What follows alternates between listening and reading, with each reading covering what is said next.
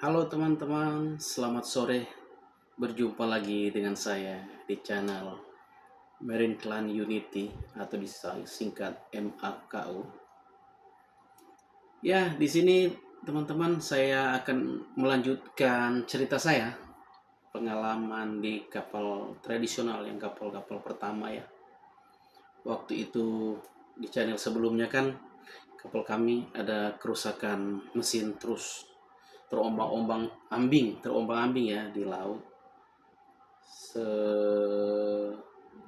Setelah 12 jam mungkin lebih baru ada pertolongan. Dan sesudah itu kami kembalilah ke pelabuhan asal kami ya di Manado tepatnya begitu. Jadi seiring dengan waktu perusahaan kami itu ada beberapa kapal ya. Ada 5 kapal dalam perusahaan kita itu ya. Ada 5 kapal. Terus kemudian ini dalam cerita mistisnya ya. Cerita mistis. Jadi waktu kami kembali terus ada pergantian trayek, pergantian rute kapal. Jadi kapal kami yang biasanya ke timur sekarang jalan lagi ke barat. Jadi disinilah mulai kayak ada suatu kesialan begitu ya, atau gimana ya, atau kebetulan kita juga enggak tahu ya. Semuanya hanya datang dari Tuhan sebetulnya, enggak perlu kita bilang kesialan. Jadi berangkatlah kami waktu itu dari Manado menuju ke Sulawesi Tengah lagi. Di perjalanan kami, teman-teman, kami berangkat itu biasanya sore, petang ya, petang jam-jam 5 lah ya, begitu jam 5 berangkatnya. Jadi kami akan sampai di pelabuhan pertama jam 5 sore kira-kira ya. Kami akan tiba ya sehari lah, 1 malam, sehari setengah, nanti pagi ya. Nanti pagi kami hari ini berangkat, 1 malam, besoknya 24 jam 24 jam kami sampai. Jadi waktu itu saudara-saudara, waktu subuh kami sudah berada di perairan namanya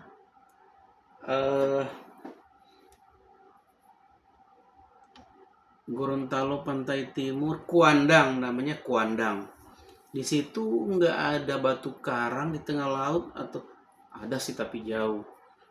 Rute kami yang biasa lewat di situ sebelum-sebelum ini nggak masalah. Cuman ya itulah, kami berlayar di kapal penumpang ini berlayar dengan posisi-posisi duga yang sedikit akurat ya, karena kita masih sesuai dengan standar belayarnya, nggak pernah ada salah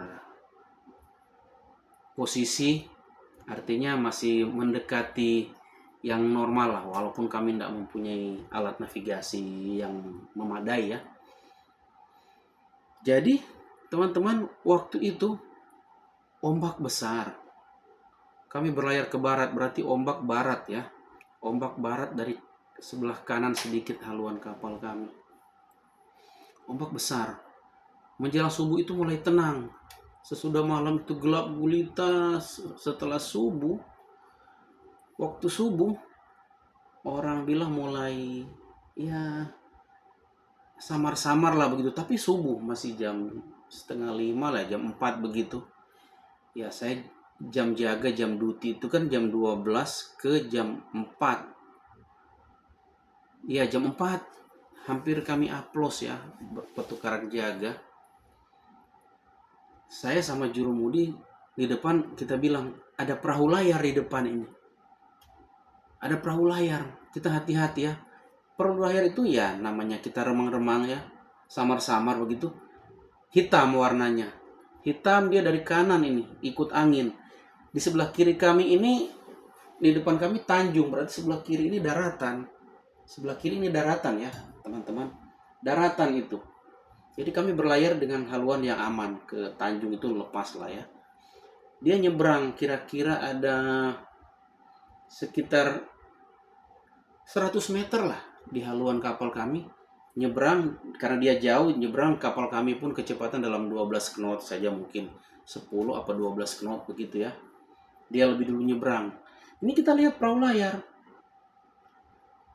Karena kita fokusnya ke haluan kapal, begitu dia sudah di samping kapal ini, di samping kapal kita kira-kira ada jarak ya 50 meter lah kita lewati dia. Begitu dia melewati kita, kita motong belakang dia dong. Jadi dia lewat begitu. Pas di samping, kita kelip mata aja depan. Begitu dia, saya pikir sudah bebas, saya berdiri dan saya melihat keluar.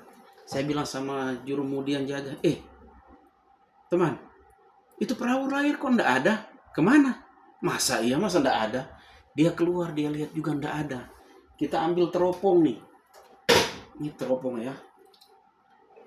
Ini teropong binokular ya.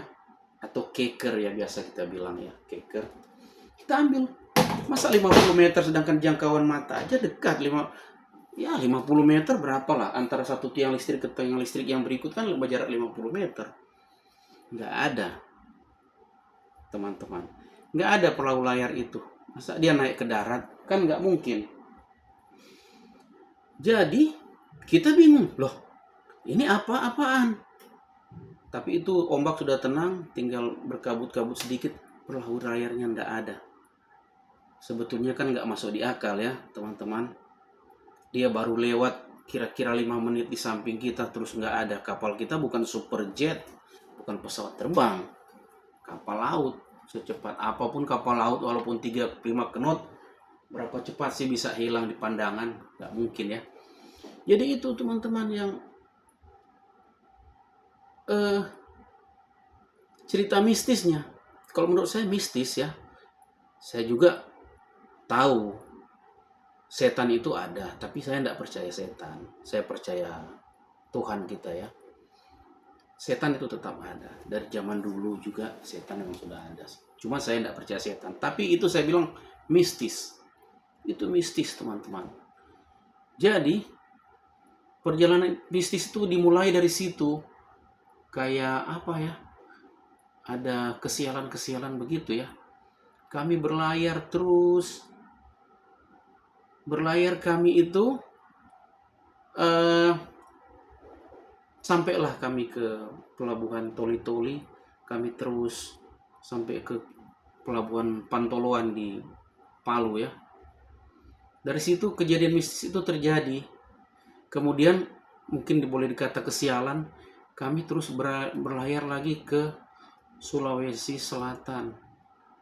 Nama daerahnya itu, Sulawesi Selatan itu adalah Majene ya. Dari kota Palu kita ke pelabuhan Mamuju, pelabuhan kecil. Namanya kapal jenis perintis kita ya, kapal lokal. Mamuju terus ke Majene itu. Dari Majene ke Parepare. Parepare itu sudah Sulawesi Selatan, Mamuju itu pun sudah Sulawesi Selatan. Jadi waktu kami balik dari Parepare, kami singgah ke pelabuhan Majene lagi. Kami kembali lewat situ, Majene. Di situ kesialan terjadi. Dari hal-hal mistis itu yang saya katakan mistis. Terserahlah orang mau bilang apa.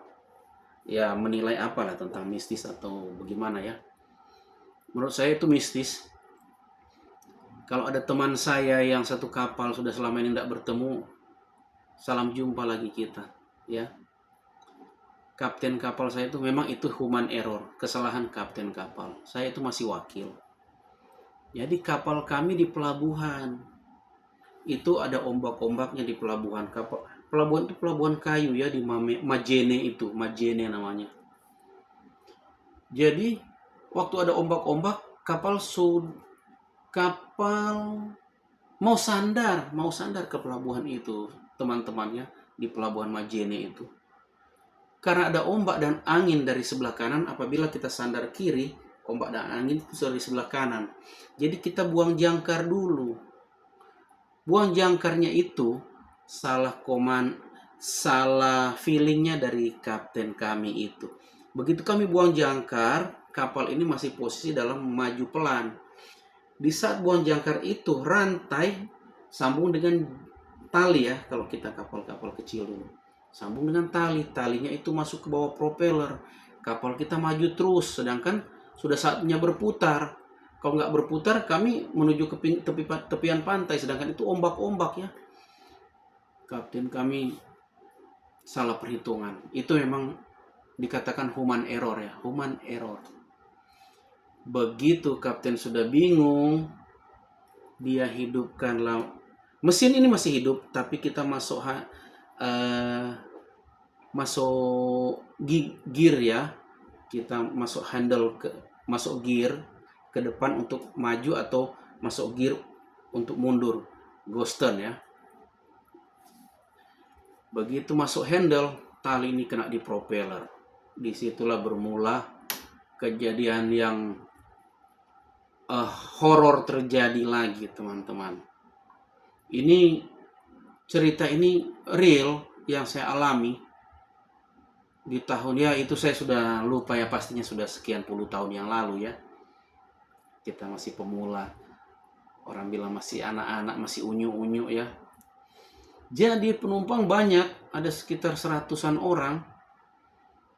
Kapal kami nggak bisa diputar, sudah terkena baling-baling sudah terkena tali jangkar dan sudah terberit di baling-baling kapal propeller ya. Kami tidak berbuat apa-apa, dan sedangkan dermaga itu masih jauh, kita tidak bisa buang tali karena didorong oleh ombak dan angin yang kuat. Kapal kami terdampar di pinggir pantai, teman-teman. Percaya atau tidak, kami semua panik. Tepi pantai itu sudah di pinggiran kota, dermaga itu di kota Majeneknya, jadi tempat yang ramai. Ada jalan raya yang di pinggir pantai itu. Ada tempat kapal-kapal ikan yang sering berlabuh-labuh di situ, kapal-kapal ikan tradisional ya. Kami terdampar di situ, saudara-saudara. Kapal ini tidak ada dia hanyut di saat mati mesin itu ke tepian pantai, tidak ada dia hanyutnya depan duluan atau belakang duluan. Dia pasti melintang ombak. Yang seperti saya katakan waktu kami kerusakan mesin ya di Halmahera sana ya, dekat kepulauan menuju ke Kepulauan Morotai ya. Mati mesin, dia terombang-ambing begitu, melintang. Jadi kita hanyut ke tepian pantai itu melintang, teman-teman, melintang dengan ombak. Begitu kapal kandas, kapal mulai tergolek kiri kanan, air mulai masuk di kiri kanan, penumpang banyak, teman-teman. Saya juga spontanitas teriak sama teman-teman yang lain, selamatkan penumpang, selamatkan, kita tidak akan mati, jangan panik, penumpang kita selamatkan. Bagi semua pelampung, ada yang nggak sempat pakai pelampung karena orang sudah bersiap untuk turun ke dermaga. Tas-tasnya, koper-kopernya orang-orang dari kampung ya, mau berbisnis bawa bahan dari Parepare ke Mamuju dan Kota Palu ke Toli-Toli yang harus kita bawa, tersendatlah di situ, teman-teman ya. Kapal kita karena kapal kayu, terus papan-papannya bergeser semua. Akhirnya kapal itu bocor.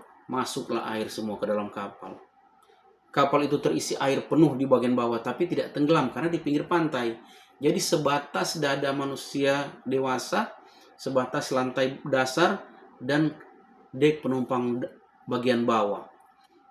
Teman-teman tahu saat itu sangat panik, sangat kredit. Kita harus memikirkan diri sendiri, kita harus memikirkan penumpang. Tapi saya bilang sama teman-teman semua, kita menyelamatkan orang tapi selamatkan juga diri kita. Tapi lebih penting penumpang sih. Tapi nyawa juga kita penting ya. Jadi bagaimana kalau menurut teman-teman itu? Mana yang lebih penting? Nyawa kita atau nyawa orang lain? Sama-sama penting ya kalau menurut saya. Ya yang secara efisien lah. Penumpang selamat, kita selamat. Kita pegang. Dan saya berpikir begini, itu ada di dalam teori kita sekolah, di sekolah pelayaran ya.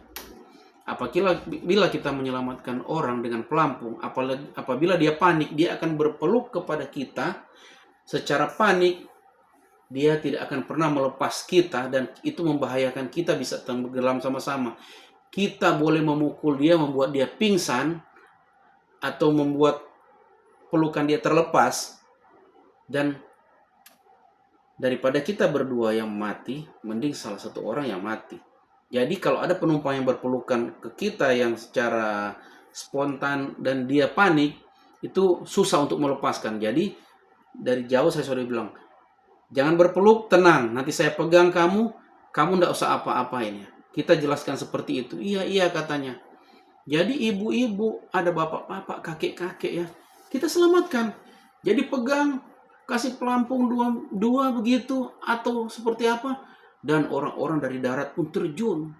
Orang-orang tepian pantai, orang-orang daerah nelayan itu, mereka membantu teman-teman. Di tepi pantai itu ombak-ombak itu, mereka bantu berenang. Penumpang yang sudah pakai pelampung, kita kasih terapung-apung di pinggir kapal. Kapal nggak terbalik, tetap berdiri tegak tapi agak miring. Tapi dia agak tergolek-golek begitu, cuma dia akan tidak terbalik ya. Aman, saya bilang, pakai dulu pelampung semua. Bagaimana caranya nanti kita amankan? Penumpang sudah aman semua. Pegang sama kita, jangan berlebihan. Jangan panik, kamu akan kita kasih berenang ke tepian pantai. Terjadilah seperti itu teman-teman. Kita arahkan mereka begitu, dan mereka mendengar. Walaupun sudah panik, kita dengan suara keras. Harus kita tegas. Kita bukan kasar, tapi tegas. Walaupun terdengar lebih keras, tapi kita jangan kasar, ya. Kita selamatkan semua teman-teman. Selamatkan semua, sudah aman di tepi pantai. Itu pun ada dekat dengan namanya, ada satu korem ya. Ada pangkalan tentara di situ ya. Korem ke apa situ ya pokoknya. Itu orang-orang tentara pun sudah turun tangan ke tepian pantai. Mereka menunggu penumpang semua selamat, dan kemudian barang-barang kita bawa ya. Mungkin banyak yang kehilangan juga tentang mengenai barang-barang bawaan mereka ya, teman-teman, koper-koper apa semua selamat, kita pun selamat. Kapal terdampar, masuk air, mesin kami sudah tenggelam air. Kita berusaha supaya ini air tengah pasang naik, otomatis kapal itu tidak akan terbawa ke laut. Cuma yang kita takut jangan sampai air mau surut balik, ini arus tarik balik. Tentang air surut itu arus tarik balik itu akan dia bawa ke dalam lagi kita punya kapal. Jadi kita cepat-cepat pasang tali lagi di haluan kapal, ikat di pohon di pinggir pantai, jauh ke pantai. Jadi itulah teman-teman, pengalaman mistis dan horornya seperti itu ya, yang saya hadapi, yang saya alami. Jadi kita mungkin pelaut lain banyak yang kerja langsung di tempat yang senang. Kalau saya memang dari nol ya, dari bawah. Ya nanti saya cerita sampai saat ini saya bekerja. Jadi waktu itu dari gaji yang kecil sampai mulai dapat gaji yang agak lumayan besar, saya sudah hadapi. Jadi teman-teman, kapal kami tidak hanyut, kami pun kru mengamankan semua pakaian dan apa-apa yang boleh kita ambil. Kita berenang ke darat, semua diamankan ke darat, kapal kita sudah ikat bagian haluannya, dan di situ kami dapat bantuan ya. Penumpang-penumpang ini sudah dapat bantuan dari Kesia Bandaran di Majene itu, Majene ya. Sudah diamankan, bos kita juga sudah mengarah, bos kita dari Palu, kota Palu menuju ke sana. Akan mungkin memperhitungkan ganti ruginya tentang penumpang, tapi tidak ada kematian ya, tidak ada korban jiwa. Jadi begitu malam tiba, mereka disatukan di pos, didata, terus didata semua penumpang, sudah oke semua. Mereka pun boleh diizinkan pulang, didata apa yang hilang dan apa semua. Ada yang boleh pulang, ada yang boleh menunggu dari perusahaan kita untuk mengganti rugi ya, dalam hal kejadian ini teman-teman. Begitu. Jadi kami pun dapat izin dari Dandim yang di situ pos pangkalan tentara itu ya. Saya kurang mengerti juga ya tentang angkatan darat punya. Tapi Dandim itu komandan distrik militer di situ, Dandim, dia bilang kamu boleh kita izinkan situ mendapatkan rumah kosong, kamu boleh tinggal kru di situ. Waktu itu kami kru berapa ya? Kapten, chief officer, chief engine, second engine, oiler, 26, Oke, 7, 8, 9. Lebih kurang ada 10 orang. 10 atau 11 orang kami kru. Jadi kami tinggal di situ. Terus dan akhirnya kami dapat bantuan makanan dan besoknya bos itu datang dari Palu dan kami sudah dipersiapkan. Sorry, ada gangguan sedikit dari sinyal-sinyal radio ya. Saya amankan dulu. Jadi kapal kami masih seperti itu terombang-ambing. Di saat air surut kami pun pergi ke tempat tepi pantai. Saya lihat kapal dalam keadaan aman. Walaupun dia miring tapi tidak terbalik. Tapi memang sudah masuk air ya, saya bilang sudah sampai di situlah kira-kira karir ini kapal, apalagi kapal tua sudah. Jadi kami di situ dikasih makan dan apa semua, penumpang adakan pertemuan dengan perusahaan kami dan diganti rugi semua dan sudah selesai. Sekarang tinggal kami lagi yang di situ. Dan beberapa hari kemudian bos sudah sampai duluan, ada datang tukang-tukang spesial kapal tradisional dari Sulawesi Utara ya, dari kepulauan kita Nusa Utara yang spesialis kapal-kapal begitu. Mereka datang untuk apa yang harus kita buat di situ. Jadi kita pun dapat tempat sudah di darat di daerah polisi militer situ. Sudah aman, kita boleh masak situ, boleh istirahat di situ dan lain-lain. Dan setiap hari kami adakan pekerjaan di kapal. Air sudah mulai reda. Ternyata ada papan kapal itu 3 lembar. 3 lembar itu kira-kira lebarnya 812 ya, kalau sejenis balok ya, 812 atau berapa saya kurang mengerti lebar. Papan itu terbuka 3 lembar. Jadi itulah yang diselam mereka, digali pasirnya, dipasang baut lagi, dan sedemikian rupa lagi. Kami seperti itu juga berusaha untuk menutup lagi lubang-lubang kapal, papan yang terbuka itu.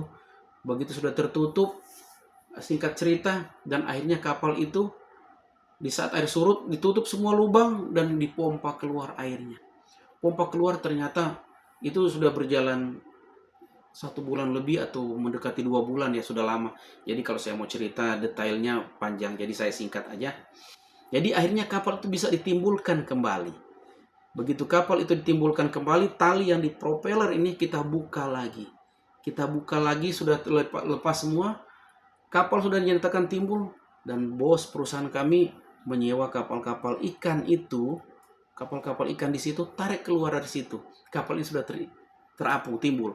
Begitu dia timbul dari tepian pantai, air tinggi, air pasang, ditariklah keluar ke dermaga. Dermaganya dekat, teman-teman. Cuma jarak 100 meter dari tepi pantai. Diikatlah kami di situ dengan masih ada kebocoran-kebocoran sedikit. Kami menggunakan pompa Alcon air itu ya. Standby ada 4 apa 5 ya. Kami bergerak cepat di situ dan mendapatkan bos menyewa kapal dari Parepare. Dari Parepare, kapal itu ditarik ke Parepare dan dinaikkan dok lagi ke Parepare. Sesudah dok itu di Parepare, ya teman-teman, kami sampai di sana, kapal itu langsung dok, diperbaiki, dibagus-bagusin lagi, sudah fix, dan mesinnya begitu turun dok, dikasih parkir lagi, tidak ada kebocoran, dan semua papan sudah didobol lagi dengan baut-baut yang baru. Dinyatakan oke, tidak bocor, dan mesin diperbaiki apa semua, dan itulah mesin sudah bagus lagi, teman-teman. Mesinnya jadi bagus lagi ya. Sejak rusak itu di overhaul, dibongkar semua mesinnya itu dan diperbaharui lagi. Dan akhirnya kapal itu dinyatakan sehat dan akhirnya kapal itu saya bawa berlayar. Mulai dari situ saya menjadi seorang kapten dari Parepare. Kapal itu kami bawa ke Pantoloan, Teluk Palu ya, di daerah Pantoloan, daerah Loli ya. Loli itu daerah ya Palu Beach yang pernah ada kena tsunami besar, tapi kami waktu itu belum tsunami. masih tahun 90-an. Kami di situ, dan tempat sasaran tsunami itu kami di situ dulu. Berlabuhlah kami di situ. Kapal berlabuh di situ, terus kami bisa pakai rakit turun ke darat, dan bos bisa naik dengan keluarga, kadang ke kapal, kadang ke darat. Standby kami lama di situ. Disitulah saya jadi kapten, dan kami nongkrong di situ sekian bulan, dan akhirnya dapat job. Ya, saya ceritakan flashback lagi, cerita ke belakang lagi. Dan akhirnya kami berlayar ke pantai timur itu yang saya cerita, ke Gorontalo. Traiknya ke Gorontalo, jalan Gorontalo, traiknya Gorontalo, Pagimana, Wakai, Ampana, Poso, sampai Sulawesi Tengah. Itulah yang saya bawa kapal itu 3-4 hari baru sampai di sana.